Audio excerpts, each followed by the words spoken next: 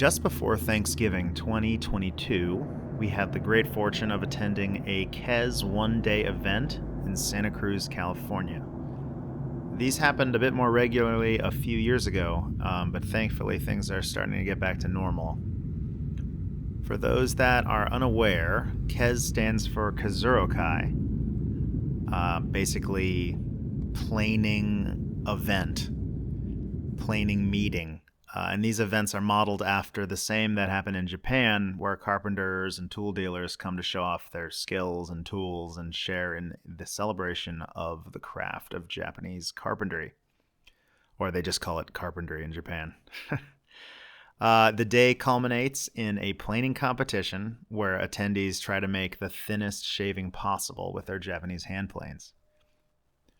This event was held in this great barn structure that one of the organization's board members, Paul, helped to create. Honestly, I was too busy catching up with many friends and checking out everything that was going on, so I only really have a few shots to share here. So if anything catches your eye, please don't hesitate to ask. Enjoy.